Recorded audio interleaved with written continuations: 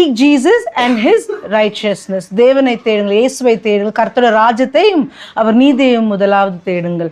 சங்கீதம் 34வது அதிகாரம் 14வது வசனம் படிமா. தீமையை விட்டு விலகி நன்மை செய், சமாதானத்தை தேடி அதை தொடர்ந்து கொள். Turn from evil and do good. Seek peace and pursue it. Turn from evil and do good. படிமா அது. Turn from evil and do good. தீமையை விட்டு விலகி நன்மை செய். தீமையை விட்டு விலகி. இப்போ நம்ம என்ன பண்ண போறோம், இந்த ஒரு சின்ன வசனத்தையும் ரெண்டா பிரிச்சு நம்ம பார்க்க போறோம். தீமையை விட்டு விலகி நன்மை செய், do good அப்படின்னு. ரோமர் 12வது அதிகாரம் 21வது வசனத்துல என்ன இருக்குதுன்னா, be not overcome of evil but overcome evil with good. தீமையை தீமையால நம்ம எதுவுமே பண்ண முடியாது. அதனால தீமையை நன்மையால ஓவர் கம் மேற்கொள்ளுங்கள் அப்படின்னு இருக்குது. படிமா. நீ தீமையினால வெல்லப்படாமல் தீமை நன்மையினால் வெல்லு. அப்ப அந்த நன்மைங்கிறது என்னது? But over come evil with good. அந்த குட்டுங்கிறது என்னது? இப்போ நமக்கு யாருன்னா தீமை செய்தாலோ, நம்ம சூழ்நிலை தீமையா இருந்தாலுமே என்ன சொல்லு, தீமையை இப்போ ஒருத்தர் நம்மளுக்கு ரூடா பேசினாங்கன்னா அவங்க திரும்ப போய் நீ ரூடா பேசணும் அவசியம் இல்லை. தீமையிலேருந்து வெல்ல முடியாது. அப்போ என்ன சொல்லுது வசனம்? தீமை நன்மையால வெல்லு அப்படின்னு. அப்போ நன்மைங்கிறது தான் என்ன? What is the meaning of good? யார் நன்மையா இருக்க முடியும்? அந்த குட்டுங்கிறது காரியம் யாரு? இயேசுவால மட்டும்தான். அப்போ உன்னோட தீமையை இயேசுவாலையும் அவருடைய வார்த்தையாலையும் வெல்லு. அதை விட நம்ம ஒருத்தர் ரூடா பேசினா நம்மளும் திரும்ப என்ன பண்றோம்? ரூடா பேசுறோம். ஒருத்தர் நமக்கு தீமை செய்தாங்கன்னா நம்மளும் திரும்ப தீமை செய்ய நினைக்குவோம். அந்த மாதிரி இல்லாம ஆண்டவர் சொல்றாரு, ஒருத்தர் தீமை செய்யறவங்ககிட்ட நன்மையால வெல்லு. நன்மை எப்படி வெல்ல முடியும்? நன்மைனா என்ன? அப்போ கர்த்தருடைய வார்த்தை தான் நன்மை. அப்ப அந்த கர்த்தருடைய வார்த்தையை நம்ம ஃபாலோ பண்ணும் போது நம்மளால அப்பதான் அந்த தீமையை நன்மையால வெல்ல முடியும். அந்த நன்மைங்கிற ஒரு இயேசுங்கிற வார்த்தை, அந்த நன்மை நமக்குள்ள இல்லைன்னா நீங்க நன்மையா செய்ய முடியாது. யாருக்கும் நன்மையால நீங்க வெல்லவும் முடியாது. ஓகே, அப்போ என்னன்னா தீமையை நன்மையால வெல்லணுமா? Overcome evil with the word of God. கர்த்தருடைய வார்த்தையிலையும் நீங்க உங்களோட தீமையை ஒவ்வொரு. இப்போ அவங்க எல்லாருமே இப்போ சொன்னாங்க இல்லையா, இவங்க என்ன சொன்னாங்க? தினமும் என்ன சொல்லுவாங்களாம்?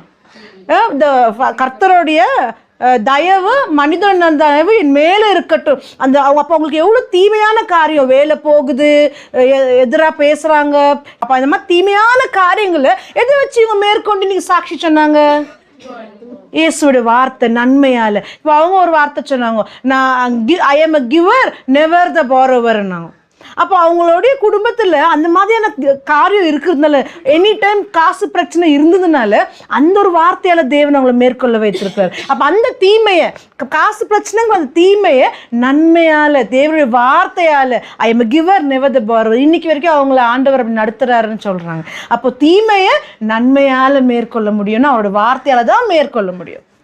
கடன் வாங்குறது பிரச்சனை இல்லை, தப்பு ஆயிடுச்சு. ஆனால் அதையே செய்துனே இருந்தோம்னா அதுவே நம்மளை என்ன ஆயிடும்? நம்மளை சுற்றி நம்மளை ஒரு பாண்டேஜாக, அது ஒரு கட் ஆயிடுது. அப்போ தேவன்ட்டு அவங்க சொல்கிற மாதிரி நான் கொடுக்குற கரமாக தான் இருப்பேன், வாங்குற கரம் இல்லை அப்படின்னு. ஆண்டவர் இனிமேல் என்ன ஆனாலும் வாங்க மாட்டேன் ஆண்டவரை நீங்கள் ஒப்பு கொடுக்கும்போது தேவன் நடத்துகிறவராக இருக்கிறார். அந்த பாண்டேஜ் வெளியில் வரணும் ஃபர்ஸ்ட்.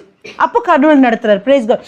நெக்ஸ்ட் நம்ம பார்க்குறோம் என்னன்னா, சங்கீதம் 37:27 turn from evil and do good and you will live in the land for ever. அதாவது தீமையிலிருந்து விலகி நன்மையை செய். நீங்கள் அவர் அந்த நிலத்துல எந்தென்றைக்கும் நீங்கள் வாசம் செய்வீங்கன்னு இருக்குது.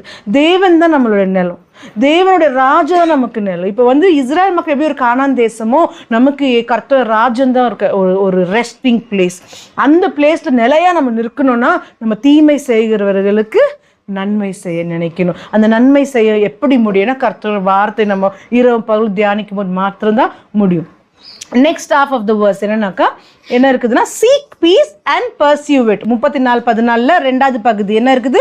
seek peace and pursue it. சமாதானத்தை தேடி அதை தொடர்ந்து கொள். சமாதானத்தை தேடி அதை தொடர்ந்து கொள். இதுதான் தொடர்ந்து கொள்ளு, அதை சுதந்திரித்து கொள்ளுன்னு ஒரு வெர்ஷன். ஏன்னா இங்கிலீஷ்ல pursue it. சமாதானத்தை தேடு, அதை சுதந்திரித்து கொள். seek peace and pursue it. என்ன அர்த்தம்? சமாதானத்தை தேடி அதை சுதந்திரித்துக்கொள். யார் அந்த சமாதானம்? எப்படி கிடைக்கும் சமாதானம்?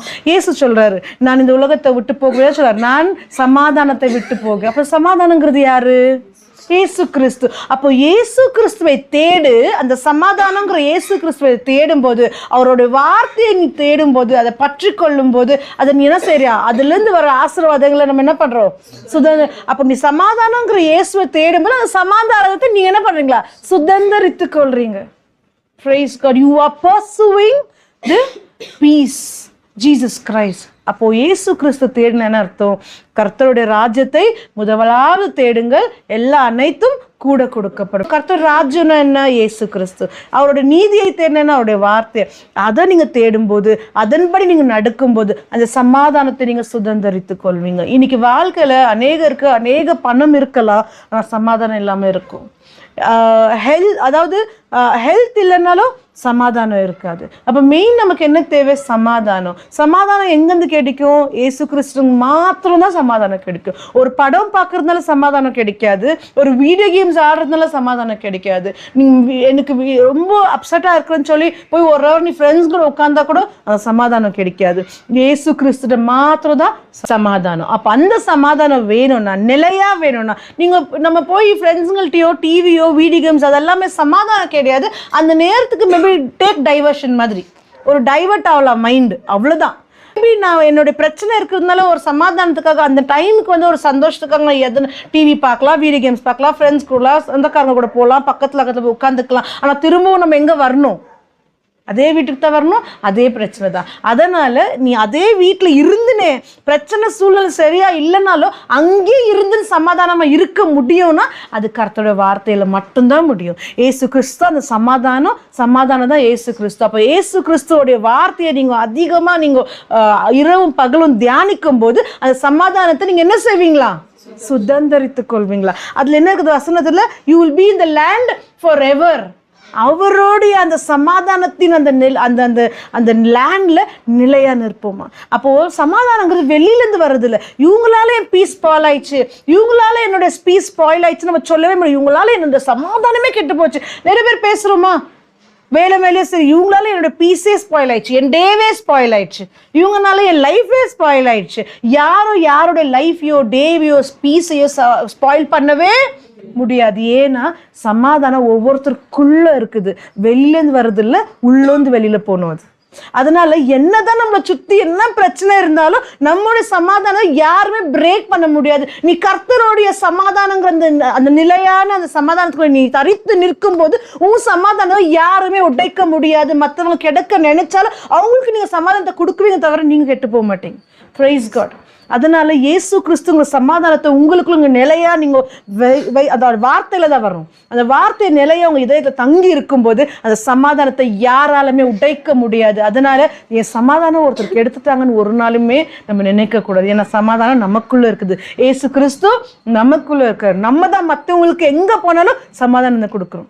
நம்ம கிட்ட பேசுறவங்க எல்லாம் சமாதானமா போகணும். நம்ம வாயில வர வார்த்தை எல்லாம் கிருபையான வார்த்தையா இருக்கணும். அப்படின்னு தான் நம்ம ஒரு நாளுமே ஜபிக்கணும், தியானிக்கணும். ஒருவேளை நான் நல்லா பேசுறது இல்லை யாருக்கிட்டையுமே, இல்லை என்கிட்ட நல்லபடியா வார்த்தைங்க வருது இல்லை, அது நமக்கே தெரியும் அப்படின்னு சொன்னா இனி நீங்க பேச ஆரம்பிங்க. சமாதானத்தின் தேவன் எனக்குள்ள இருக்கிறார், நான் வாயை திறந்தா கிருபையின் வார்த்தை என் நாவிலிருந்து புறப்படும். நீங்க டிக்ளேர் பண்ண ஆரம்பிங்க.